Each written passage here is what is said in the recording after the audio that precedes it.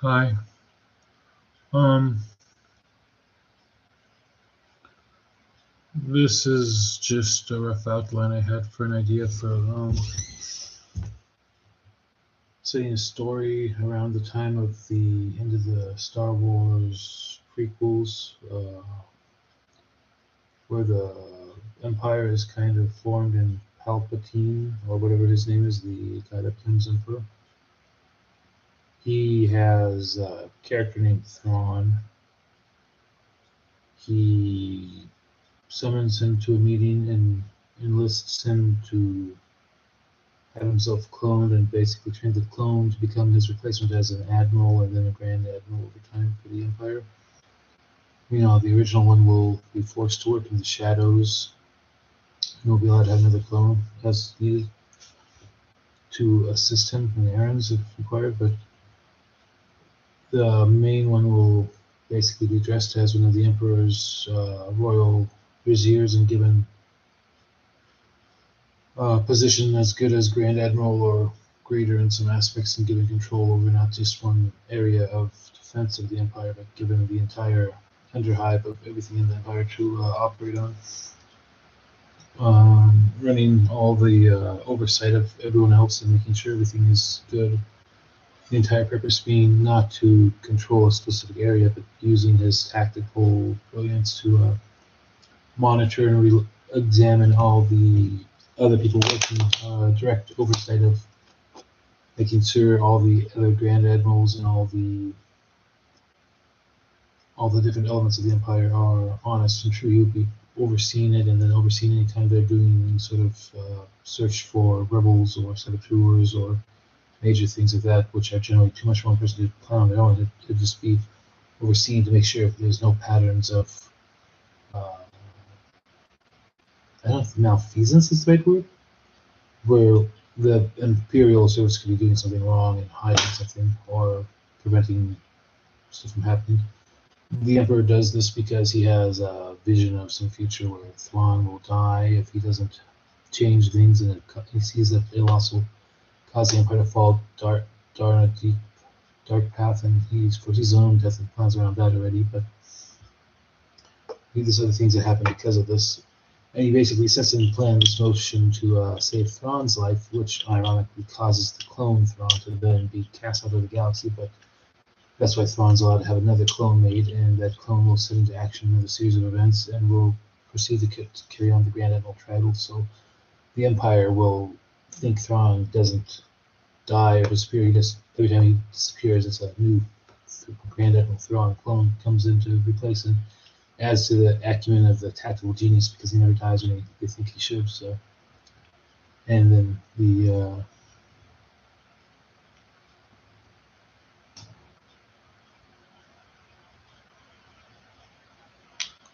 so anyways, that's the story, and it's just this basic idea that I would make it like a really great TV show in the years leading up to the first Star Wars film. Would be this really great story about a newly minted Thrawn, who is not really Grand Admiral at this point, though his clone is, and he has more clones, and they're offering to take up that spot. They get killed and also run errands for him.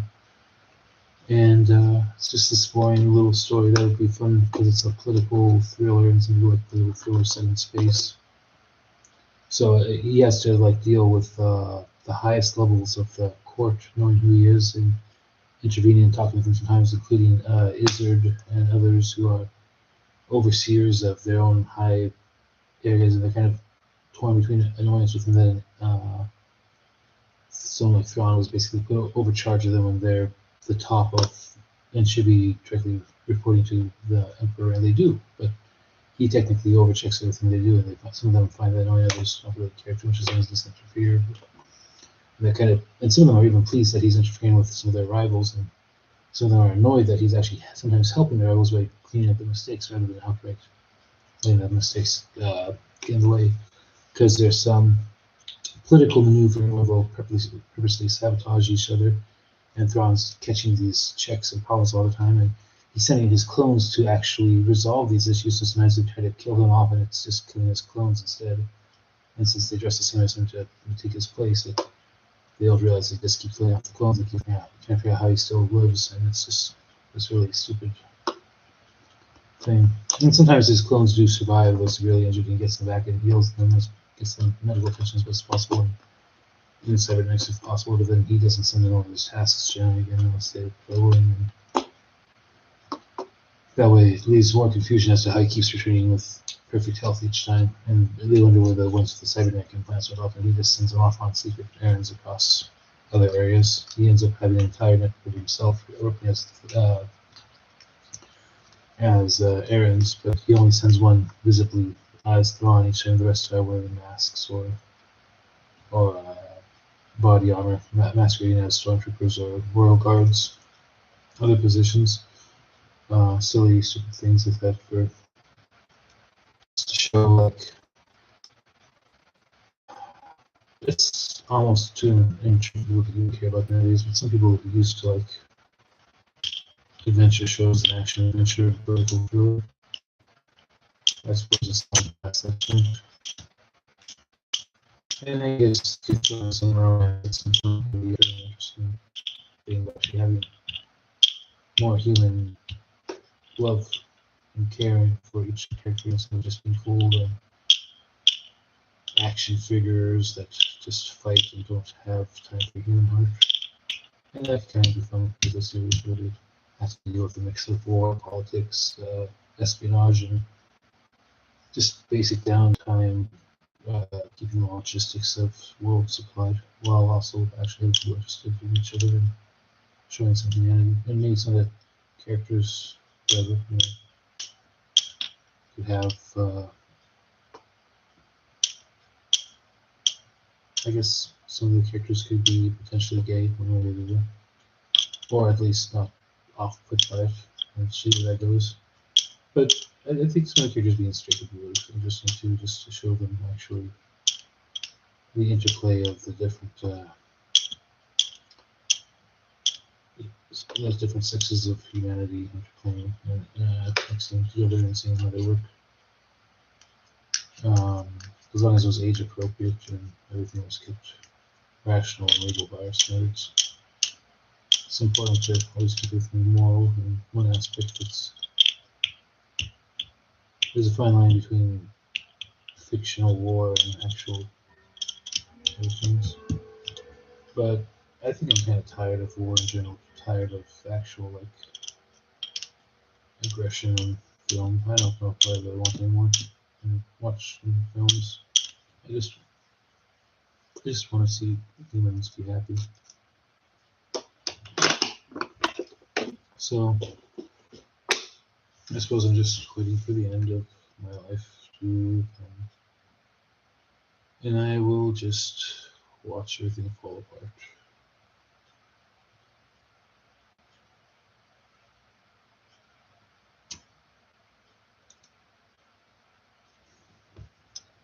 I suppose if I was going to actually give an actual list of things I'd want out of that series,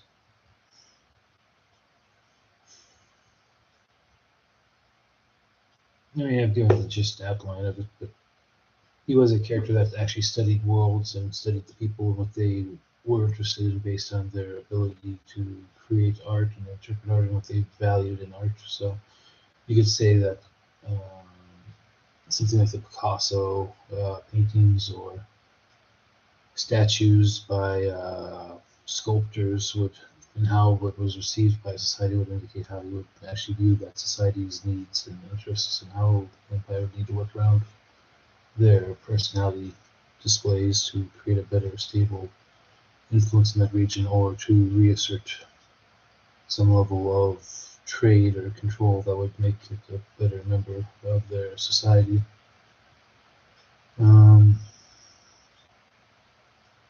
Yeah.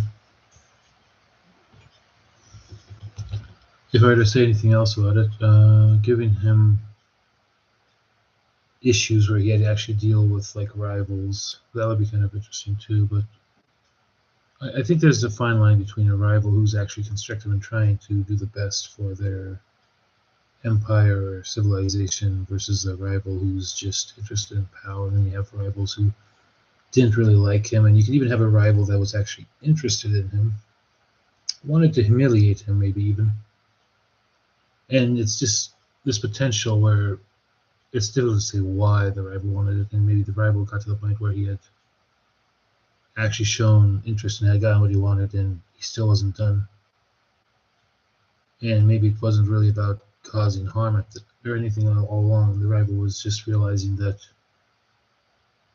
he had seen in Thrawn something of himself, and finally becomes an ally, and they work together to start building a better empire, and he actually supports him and helps him find what he's looking for. Maybe even helping support him in his interests in a woman or something.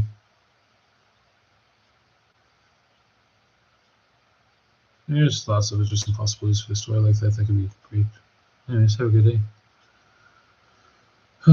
Maybe Lucasfilm or someone would be interested in that.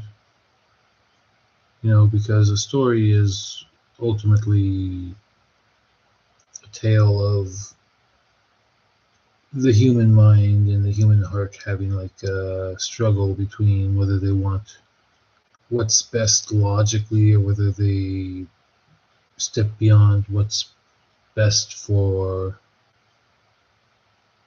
their society or their pride, and they start being concerned, and where the person starts to ask what's best for their personal future in terms of realizing that everything they're doing is for everyone else, and so far they haven't found the ability to live for the sake of another person alone. Everything they do is because they are, well, that is what it is. I guess this is the end of worrying about that. Ultimately, these stories aren't about anything other than asking if we're going to live our entire life just working without purpose, or if we want to actually offer our efforts in life not towards some purpose like money or wealth or power or some stupid grand vision that really doesn't do anything except try to influence others, and instead we start to ask, how do we give to others? How do we actually open ourselves up and let ourselves be hurt by others because we don't care about power or wealth anymore? We just we want to spend something of our time with others, and the adult world is kind of like the opposite of that. We have to set aside everything of what we used to be and used to do because we have to actually think of the good of others, and it's a good way to have a coming of age story. Is so that's what that series used to be about, was people starting to fight for the greater good. And the point of view of a story from the Empire's perspective could be a really great contrast, where they perceive what they're doing as the greater good when it's actually kind of controlling, and it's kind of a spider's web. I hate that expression, but this, it's kind of what the summation is controlling things, and it's manipulative, it's awful, everything about it is kind of evil. And it's just a slow little reflection where you see the fear in the characters who actually run these empires, and they're afraid of what happens if they aren't in control, or if things somehow get worse than they are currently, because they don't see the darkness of what they're doing in just that light. They see the darkness of how it could be even worse if they're not doing it. If they see what they're doing as not creating darkness, but sheltering the little bit that they perceive when they've been tricked and manipulated into actually causing harm, thinking it's for the greater good, when really what they should be doing is trying to figure out how to work with everyone without the need to manipulate, and instead be open and straightforward and trade, and bringing the interests of the collective to get people to work with it, not through power dynamics, but by a willingness and a desire to see the mutual well-being of society. And that's what makes this story about evil characters actually having a love interest in life, when someone actually of appropriate nature in society and of appropriate age that is just and legal, actually showing just enough humanity to maybe cause them to question what they're doing, and it gives that time to make them self-reflect in those moments where they stop being driven by the Empire and they actually start to be driven by the concerns of what they will, if they were to have a family with such people, what kind of empire it would be for those that come after them. Not just the first generation or the second generation, the third generation. The smarter someone is, the more they start to see what they're creating could become something destructive that destroys everything they love generations down the line, if it continues to go out of control and different people in control of it themselves. Because the thing with someone being in control of something, they always think they're doing the best when they aren't, but they perceive they're doing the best they can, and they don't think someone can do it better than them, or they would probably transfer power over to them and trust them to do a better job or work with them and integrate them into it. And sometimes they do work with those, and that it starts to put things in another direction. And that's the great thing about the story of this too, is it can show him starting to work with other people, and it can show that through their mutual trust and working together, it shows them transforming into better characters, slightly, small steps. And that could come down seasons later in the series to being an actual step into the right direction, where they stop being evil and they start actually setting aside their personal goals and ambitions to the needs of humanity. Or whatever, aliens or humans, or it's a space age set story with modern and past era thinking of politics and empires, I guess. So what do I know? If I were to say anything else about it, I just hope people would find it interesting and fun, I guess. I guess it doesn't matter what I want. I just wanted to give something for others to enjoy, and I don't. It's really up to other people to make it. I'd just be glad to have a little corner in it if they wanted to actually build something with it and involve me in the project. I'd love to help, but I know chances are they'll hate it and probably hate me, so sorry.